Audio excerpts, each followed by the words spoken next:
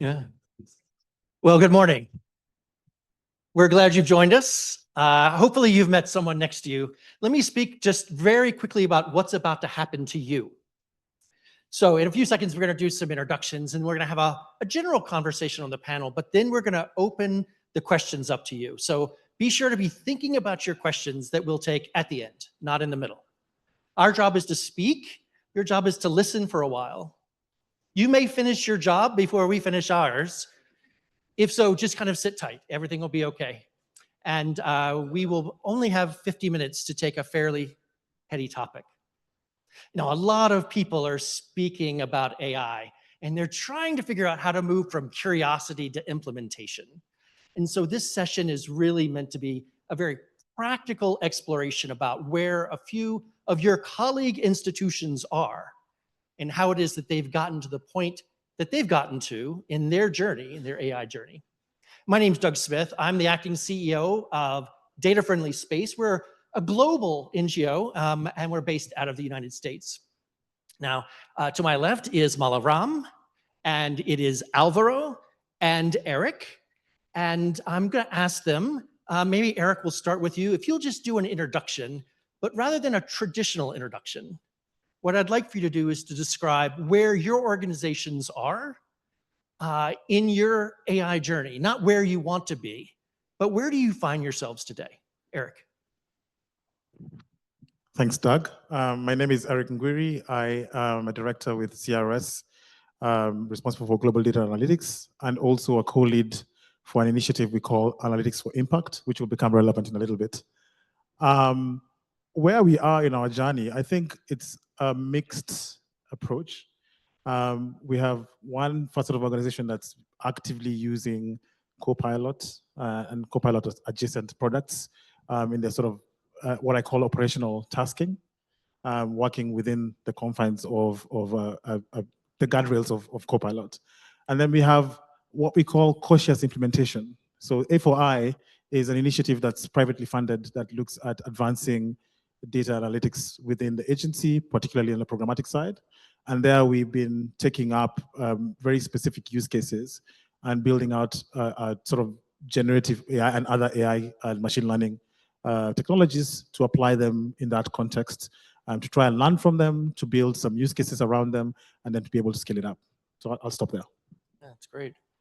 And Alvaro, you have a slightly different journey coming all the way from Colombia. Yes.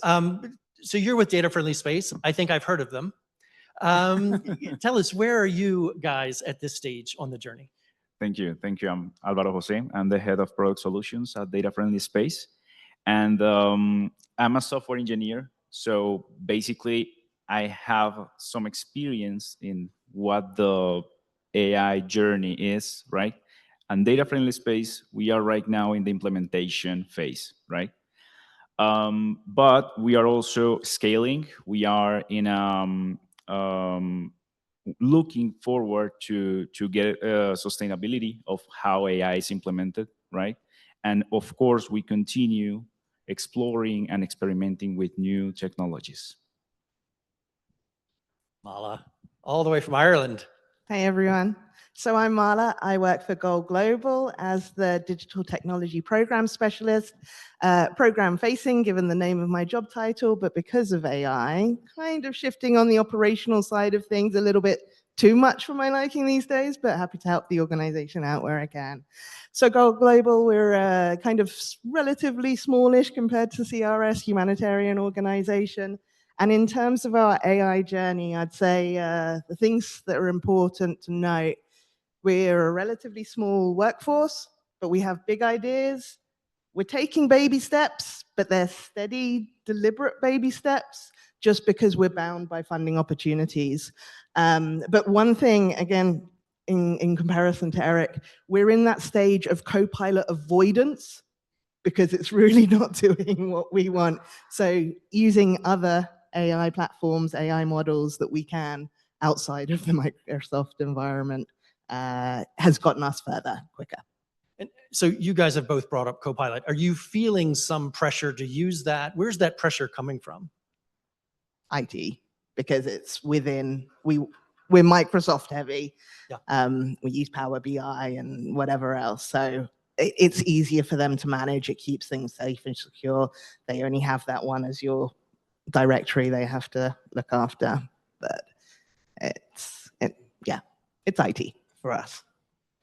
I have a corporate view and a personal view, particularly with Joel in the room. The corporate view is that given the possibilities and the potential and the guardrails offered by the environment that we have, because we have Microsoft Fast environment, it is the fastest and easiest way to provide opportunities for staff to experiment and build out the skill set in AI, and also just to use it to better improve their work. And we've seen evidence of really operational improvements from that perspective. My personal view, which I cannot be quoted on, even though I'm on camera, is that people are using AI extensively. Yeah. And it shows up in emails, it shows up in presentations that suddenly are, very polished. So because people are using AI quite extensively in harness, and of course, it's obvious that you should use it because it does help to lessen the load of work. It takes away some of the operational pieces. We've taken the view that we need to be looking at opportunities where we can build efficiency, especially on the programmatic side. Where are the places where we can build? My job is to help the organization to think about how do we best use data and information to inform decisions. And so we want to be front center, thinking about where are the opportunities, how can we help you do that, how do we place opportunities for you to be able to use that. And one of the things we didn't talk about is agentic AI. All the software products that we have are pushing very actively for us to turn on agents that automate some of those processes. And in the last session, we were talking about what is happening now, and we're seeing it more on I sit on both operational and programmatic side. On the operational side, we're seeing more and more people asking questions of ERP data through conversational chat. So it's the next frontier. How do we make sure that we make it possible, to whatever extent possible, that people can ask questions of data and be able to get insights from it? So it's precious from sort of the 3 different areas. Yeah, in case you weren't aware, this really isn't a session about whether AI will influence the humanitarian and development sectors. We are assuming that it will because it is. This that we're trying to navigate is how is it going to happen, and how it is that we can bring our teams on board, how we can be as humane and forward-thinking with our capacity building at the local level, and how it is that we can do it in a way that secures data. So that's really helpful. So the session is called Beyond the Hype. So my question to all of you is, like, where's all this hype coming from within your organizations? And particularly, like, how it is that you are evaluating leadership and pressures within the organization to implement this at the same time, as you say, Eric, making sure you've got guardrails in place and you're implementing it well.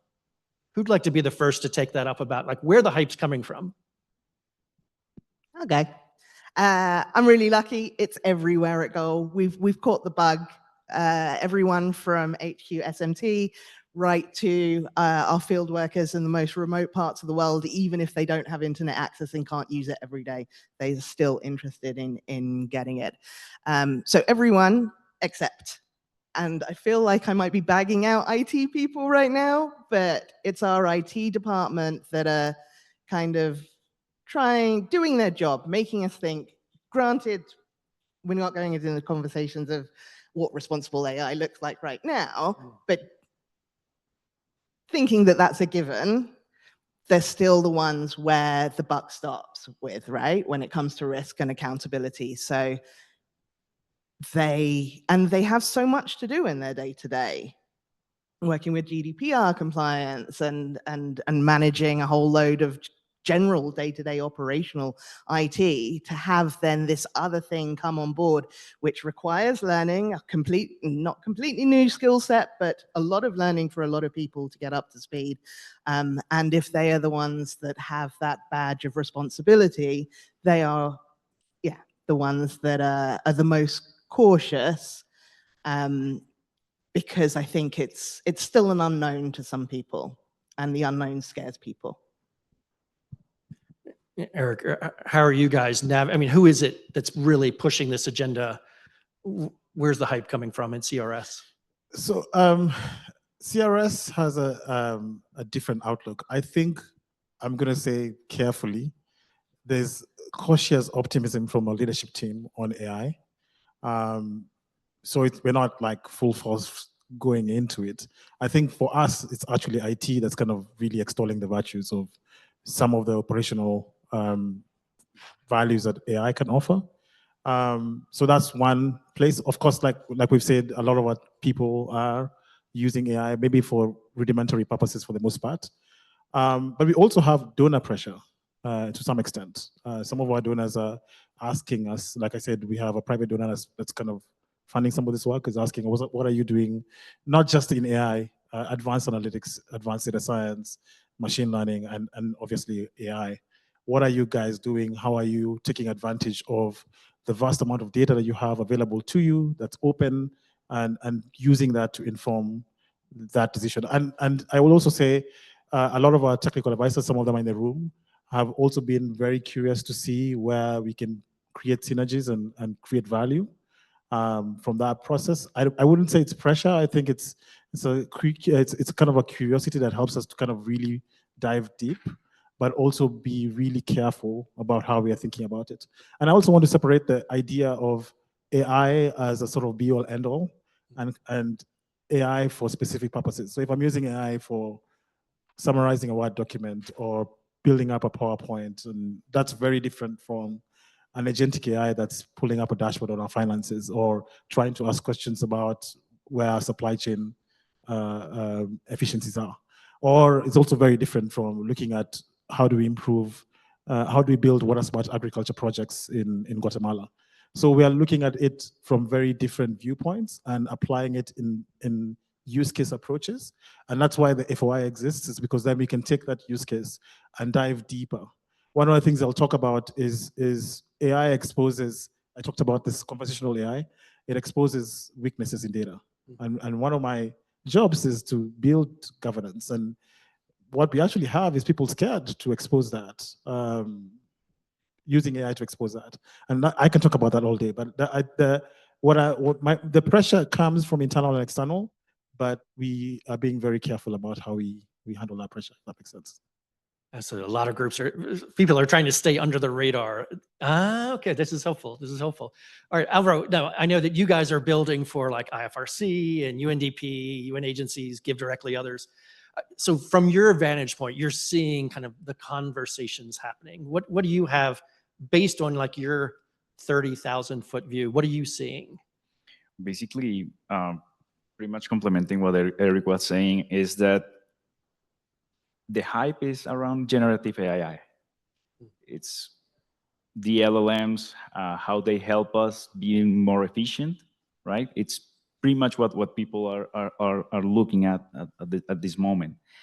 But those specific cases or these very narrowed models or AI implementations, those, for instance, for logistics, to find routes or to get some really important insights when you are deploying a whole intervention or a whole help or aid in a country.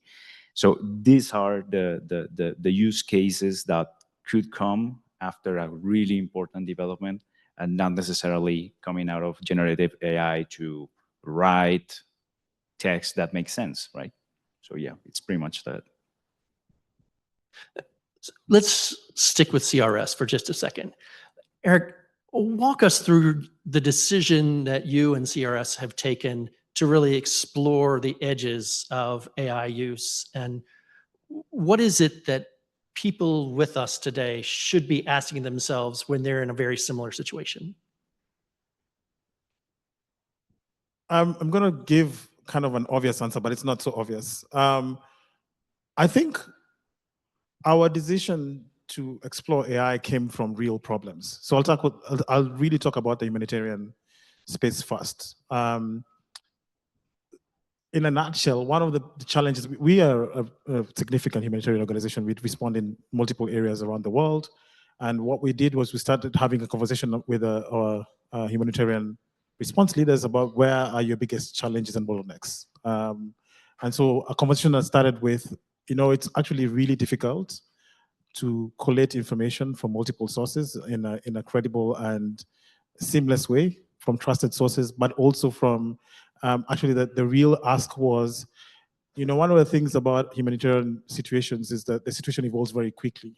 And the fastest way to get the right information is to actually try and get information from local websites in local languages, and try to synthesize that information so that you know when a road has been closed or a bridge has collapsed or a school has been flooded, whatever information that's really relevant to that particular response. And so we thought, why have we ever actually tried to think about whether AI, I'm saying AI very generically, whether we can crawl and pull data from multiple sources, pull it credibly into a centralized space. This is way before we even knew about Garnet or any other tool, and synthesize that in a way that will create what we call situational reports, because that was the biggest challenge. Hundreds of hours of man hours spent trying to collect this information. And we thought it should be possible, given that problem, to explore something that looks like this. And so what we actually did first was we built a concept note for exploring the use of generative AI to build situational reports based on sources that they trust, and they identified a few of them. And then other sources that we can web crawl and pull information out of, and maybe even use some of the translation pieces to build a comprehensive engine. And so that concept note actually existed way before we knew there was something that existed. And then someone within our digital programming team pointed out that, there's something that exists. So could you try, instead of building it out, could you try using a commercial product? And obviously there are many trade-offs to that conversation, but it started off with what is the real pain point? And can we then apply either advanced methodology, machine learning, or advanced data science to apply to that problem. But I will say, and I'll caveat this, we are lucky because we have, in the last 2 or 3 years, been given the leeway to explore this opportunity. So we know the problem exists, and we're trying to apply a solution to it, but it also helps that we have some resources to kind of explore and build that out. Yeah, that willingness from leadership to do the R&D and to take the risk is really something we can take away. Is you just have to build that into budgets and the culture. Alvaro, let me come to you, because you heard him speak just very briefly about Gannett, and I know that you have a Gannett Situation Hub system, which is a public good. Let's talk about this thing, public good. What is it you're seeing, and what is the value of public good that an organization like Data Friendly Space is really trying to project by offering that for free to everyone? Yes, thank you. Actually, I was thinking about the Situation Hub when you mentioned the situational reports. And yes, the most important part when you are building a public good is to build a community. Based on the community, based on giving them the tool, and of course owning it, that will bring more development, more improvements, and of course the challenges to improve what you are building out of it. Then we have the definition of guardrails and everything that could, let's say, define what the narrative should be, because this is a tool that is helping humanitarians make decisions. So those are the main topics, or the main pillars that help us on building a digital public good that could help everyone in our community. Because yes, it's pretty much what we try to do every day. Mala, I'd like to come back to you. I know that you guys have almost exclusively worked with external partners like Humanity Link and even DFS. Tell me about the conversation that organizations should be having about deciding whether they're going to build something in-house or whether they're going to find a third party to provide a service. Like, how does that conversation happen? And then what would you recommend to people for how they should navigate the conversation, both with leadership and with staff? There's a lot to that, Doug. Yeah, it's like a 4-part question. Okay, so first of all, and I don't want to go into details, a lot of the time organizations don't have a choice. It will come down to budget. So at Goal, we don't have the staffing resources at HQ or even in our country office to be able to do interesting things like build our own solutions. But with building your own solution, it's not just the build, right? It's the maintenance, it's the upkeep, it's the constant subscription. And if you are reliant on restricted donor funding, you can't guarantee that is always going to be kept in an organizational budget. And for us, not adding to that big pile of pilots that we're going to hear about a lot in this conference, it's important for us to really take that into consideration. The other thing for me personally, thinking about design and build of digital tech solutions, is the mantra of don't reinvent the wheel. Like, you guys have gone through the painstaking efforts of designing a humanitarian tool, of building it, of maintaining it and offering it up to organizations like Goal at a very reasonable cost. Why are we going to put ourselves through the same pain and heartache and failures and redesign and redevelopment? And so for a very little, relatively little cost, we can get a fully maintained solution, thankfully, from you guys. I mean, this isn't a Ghana advert, by the way, but I am a big fan. Well, thank you. Do you want to say that louder for the audience? So Eric, let's come back to you about very practical steps. Is there a template that you've been following or that you would recommend on how to begin to roll out AI, how to roll out agentic AI even? What do you recommend that organizations do to start moving that ball forward? I would hesitate to recommend anything. I can just talk about my experiences. What I have found to be helpful and useful is really defining the problem beyond the tooling. Because I think most people start with what is a tool going to do. But we have found, and we often ask people to take a step back and say, what is the problem you're trying to solve? So in the example that I gave before, we were very specific about the idea of pulling information from trusted sources and other places into a centralized space where we can synthesize information.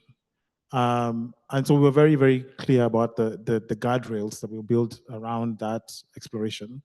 And I would always say that you need to think about what guardrails you're putting in place to explore, because what often happens in these kind of cases is that you start with something small and kind of explodes into a very big use case.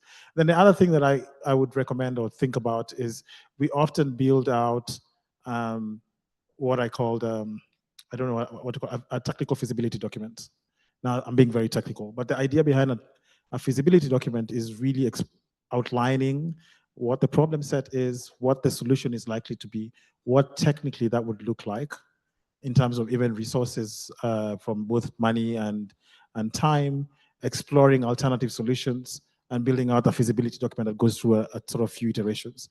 It's time consuming, maybe not as much now, but it is so important in defining the remits of your exploration, because then you're able to kind of fine tune what exactly you'll be looking at, and then also speak about where the expansion opportunities are, right? So when we prove, I'd call it stage gating it.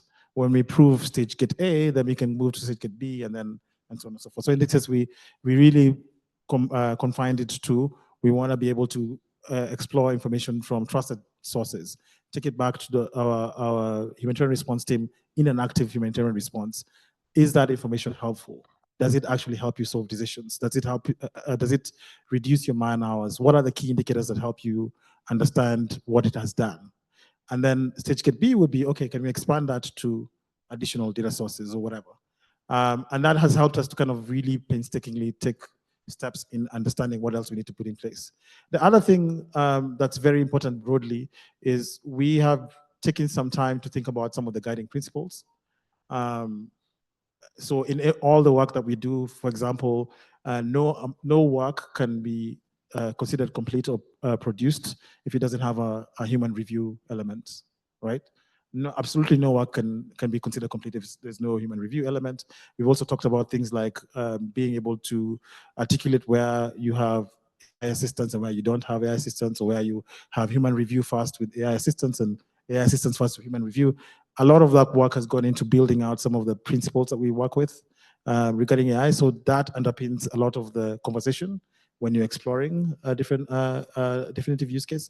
It also helps us to have a conversation with the technical teams when they're building it, so that they don't assume it's a sort of switch that you turn on.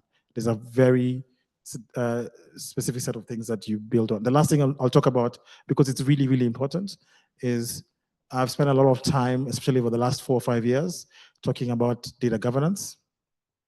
I think AI is the fastest way to demonstrate garbage in, garbage out. It's the most effective way of demonstrating when you have really bad data, you will get really bad insights. And so that exposure is actually kind of good, because it really starts to showcase what the problems we have with these aspects. And so it forces a conversation around what do we do about data quality, so that whatever we're building our models on is actually considering complete, trustworthy, functional and usable data. So that's the other aspect that I would kind of talk about as a key principle. Alvaro, can you pick up a little on this? I know that you've spent some time working in the Philippines on community engagement, really listening, what is it that communities need, not just what is it that is going to fly in and you're going to give to a community. Tell me about how, for the technical folks in the room, kind of agile models of software development begin then to mirror the way that you're putting the human in the loop, not just on the output, but on the process. Community intelligence. Community intelligence, right? Yes, basically, it's a way, and it's something that we were discussing in the previous conference here, where you don't only have this top vision or top screenshot of the situation and what is happening that you can retrieve, of course, via satellites or via satellite imagery. And then you have the people providing information about what they are experiencing at this very moment, or helping each other to define the routes they need, the routes they need to walk to get to a specific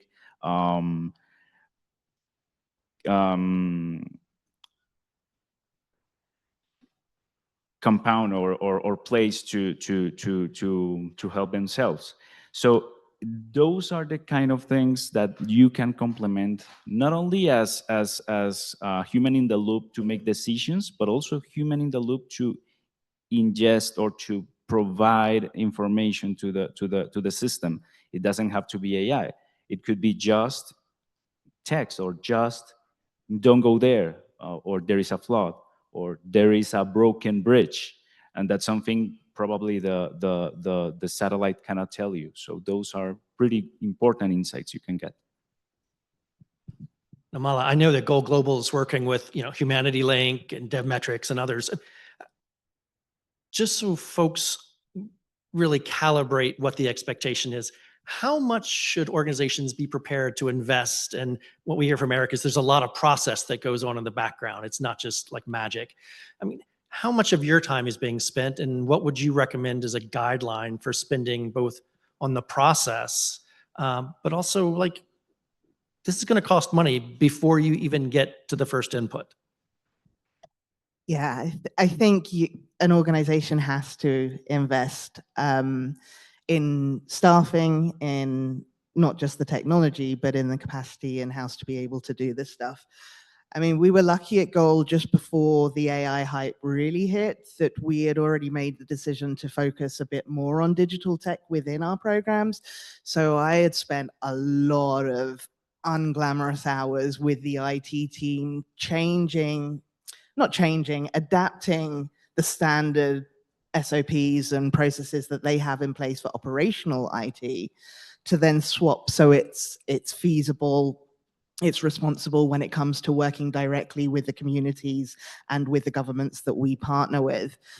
So having a good basis of understanding what your best practice is, what your processes are, to then be able to follow, so that when new ideas come in, it's a little bit like a factory belt, but you know you've done the hard work already, making sure that factory belt has all the safety mechanisms in place, so that you're not running too fast and you're not missing out steps. So I would say, yeah, the everything from the governance to the data protection to all sorts of in-between things, the importance of engaging and working directly with the users and co-creating and co-designing solutions as well is a critical part from a program's point of view, not just necessarily from the tech. But yeah, it's a big investment, and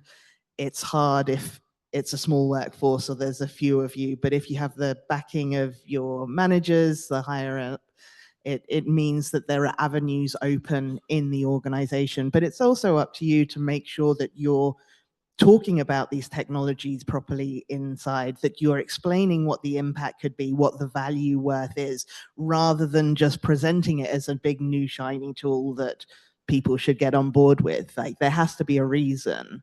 And technology and even AI and digital to a certain extent is not necessarily always going to be the answer or the solution to a problem. And in a lot of the contexts we still work in, like, if you were just to go technology first, you would be increasing that digital divide that we don't want. We're here to shrink it. So yeah, resources are needed on all sorts of levels. So it's fast, but this stuff costs money. So be prepared for that, and staff time. So in a second, I'm going to throw this open. So have your questions ready, and we'll take those. But before we get to your question, just really quickly, let's wrap up the panel portion of this. Is there anything that you want to say about, like, your experience or your recommendations for actually implementing AI within an organization? What can we learn from your experience and take home with us?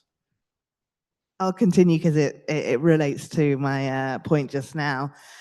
And that's the AI first thinking, right? I think that's very damaging. AI should actually be the last question you are asking and not the first question.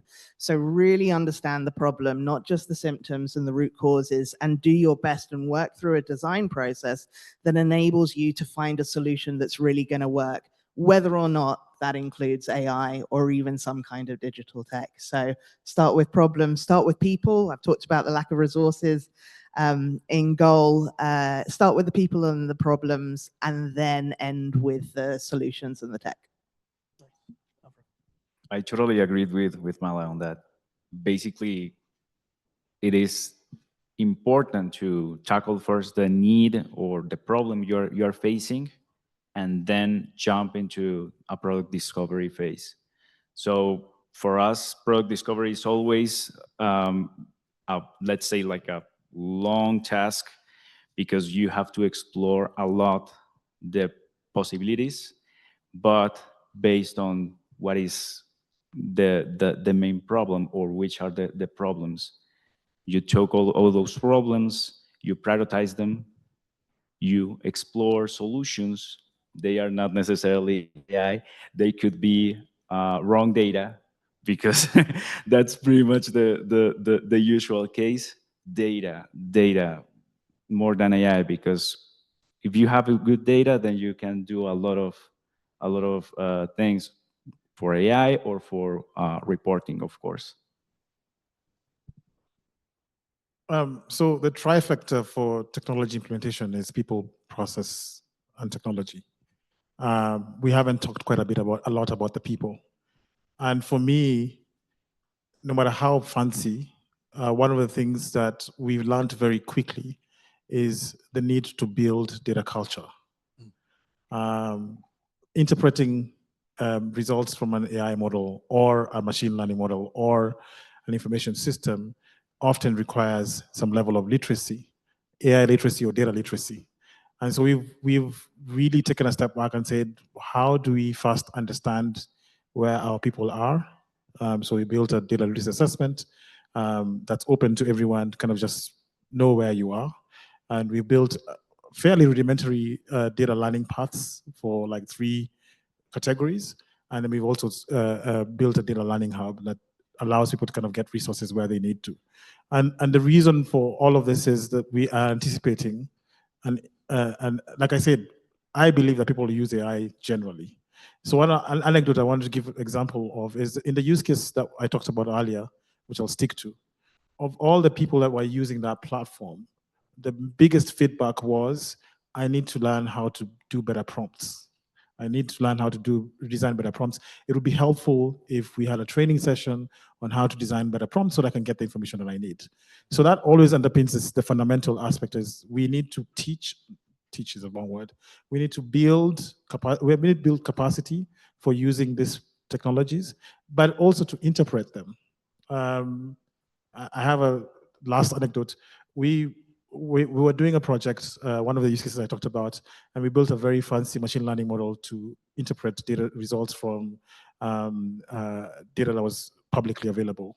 And we presented the model and said, this is what it's going to produce, the 5 top determinants of something. And as advanced as the users were, they were not sure of the methodology. And so they wanted to go back to traditional methods of verifying that what you produced is actually correct, right? And so we need to take some time to talk about what machine learning model we built in and why it's important for us to build it up. The same thing applies to AI. When you think about the foundational model, you have to explain, what is it actually doing? Like, is it pulling from these sources, and these sources? And what does that actually mean? Is it collating? Is it summarizing? How is it summarizing? Because when people want to trust data, they have to understand the process. So we have to invest in literacy quite extensively. Yeah, and I know this is something that you're quite keen on, is capacity building. And maybe the important thing is meeting people where they are on this journey is definitely a takeaway. All right, let me take 2 questions. And we'll take it from there. We'll come to the back here, and then we'll come over here. Yeah. Okay. Yes, please.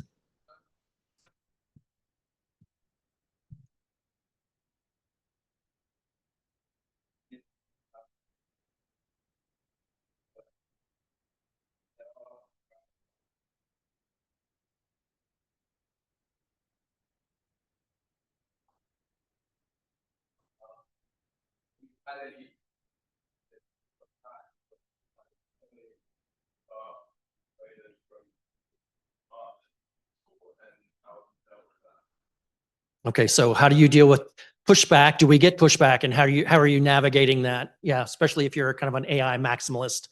Yeah.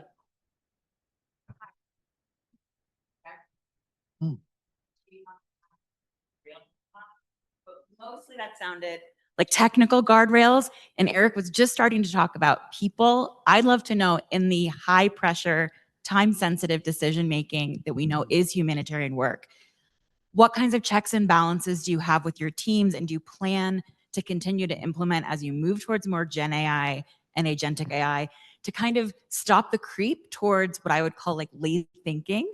We see this in all applications of Gen AI already. People stop thinking critically. They start sending more of their decision-making power to the agentic system. And obviously here, the possibility for the harm that could cause is really huge, but that usually doesn't start in the beginning. It's like an overtime sort of slump. So I'm wondering if you're already thinking now, forward thinking, how to prevent this. Yeah, so kind of like, are the bots making us lazy? Yeah, fair. Anybody want to pick up on that? The pushback that you might get? Anything about the bots and handing your entire lives over to them? For us, the bots aren't making decisions. They are helping the process move a little quickly. But a phrase I first heard from your mouth, Doug, and we hear all the time these days, is human in the loop, right? It's never going to replace that.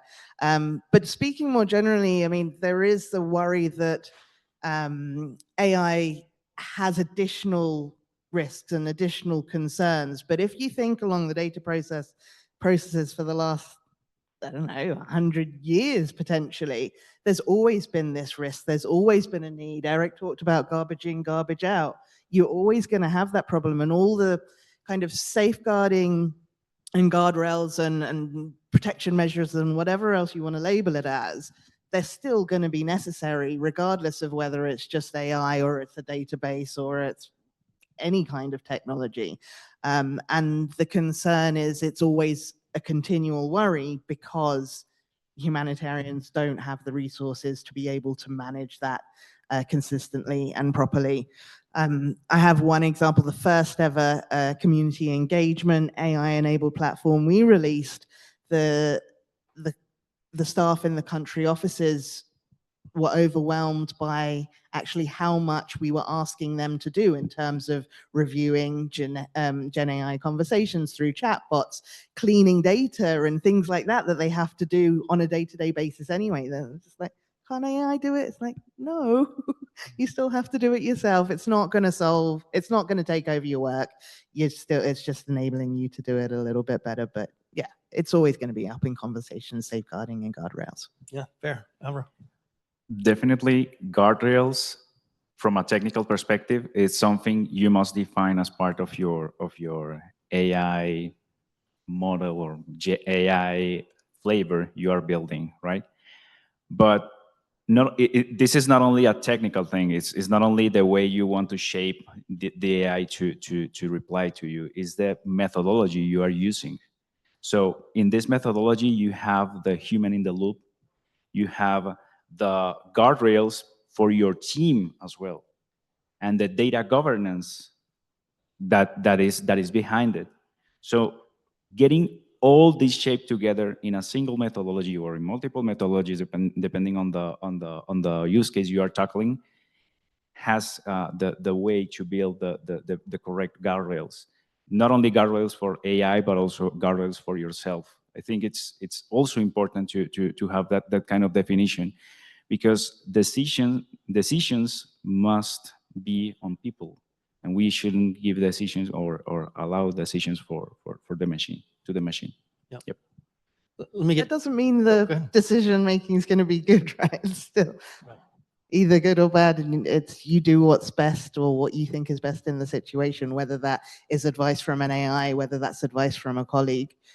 With limited time and an emergency, you've just got to do what you believe is best. Yep. Let's get two more questions. And then Eric, you may want to pick up the navigating the pushback if you've had any of that. I don't know if you've had that experience. Yeah.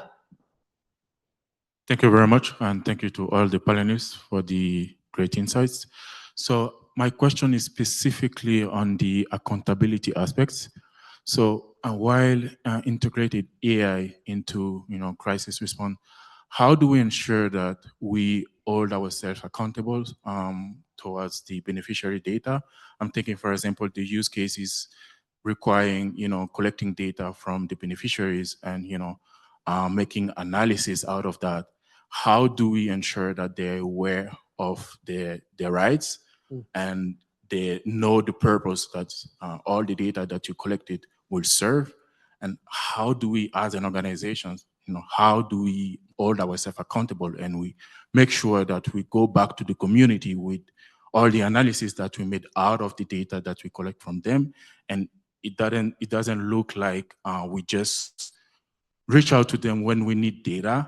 We see them as providers, and we are the one owning the power over this data, and they have no visibility about all the analysis or all decisions that are made out of this data that we collected from them.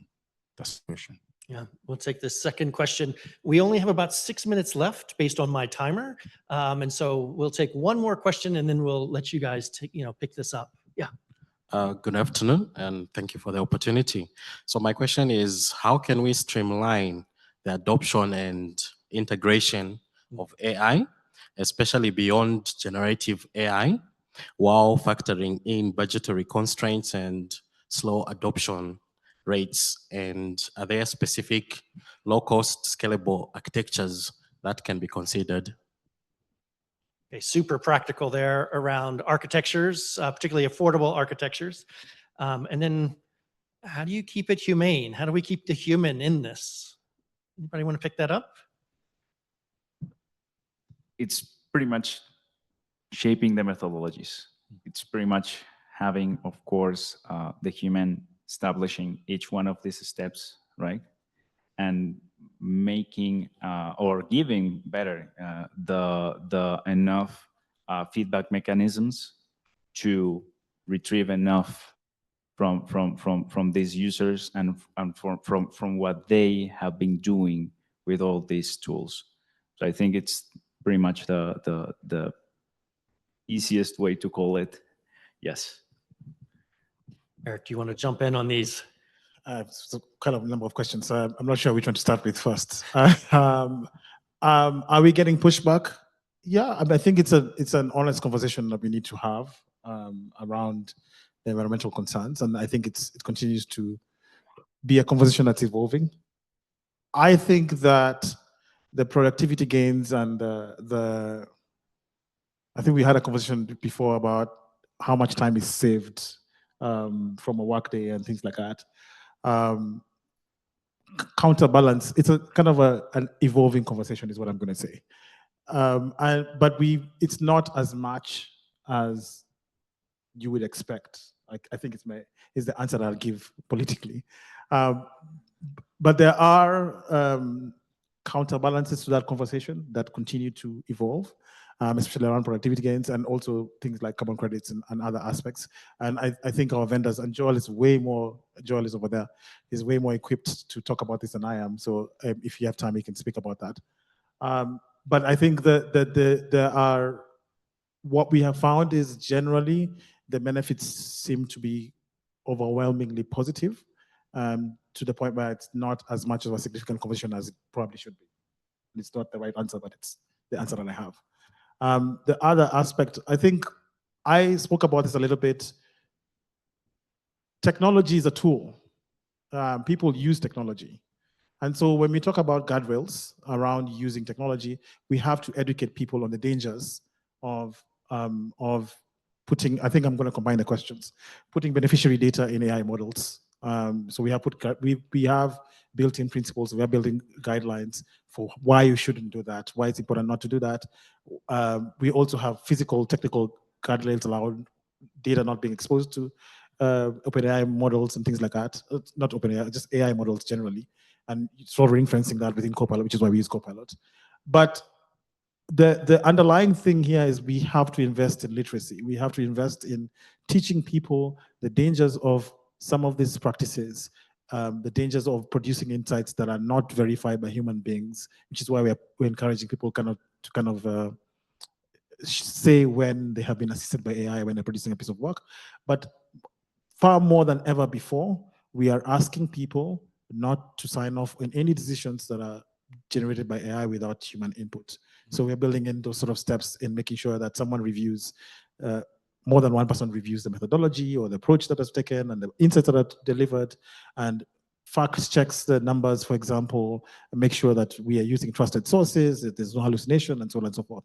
We have to continue investing in that. We have to continue investing in those processes to make sure that the people aspect of this is taken care of in really addressing some of those concerns. I really don't think there's another answer to this, to be honest. We have to continue to invest in people. Mala, really quickly, 30 seconds. Close us up here. Oh, I was just going to answer this gentleman's question about low-cost options.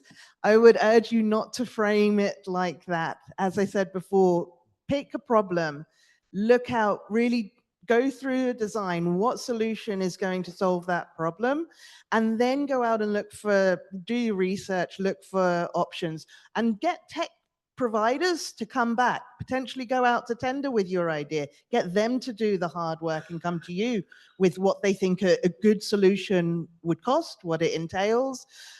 Because if you do release a subpar solution, especially internally where you're working with skeptics, it's not going to help your case, right? And you're going to have wasted a bit of time when really, if you can concentrate on one good problem, one good solution that you show your colleagues how well it can work, you gain evidence to then be able to look for additional funding on what you've managed to do on a relatively small budget to take your idea further, to scale it, to keep it running, to keep it sustained. I think that would be my advice to you, but I do understand your pain. I do understand the budget constraints. Well, thank you so much for spending your morning with us. I hope you're taking some tools and some ideas back with you. And if you'll join me in thanking the panel. And thanks, Doug. And happy birthday to Mala. She's spending her birthday with us today. It's kind of exciting. So thank you and have a fantastic conference.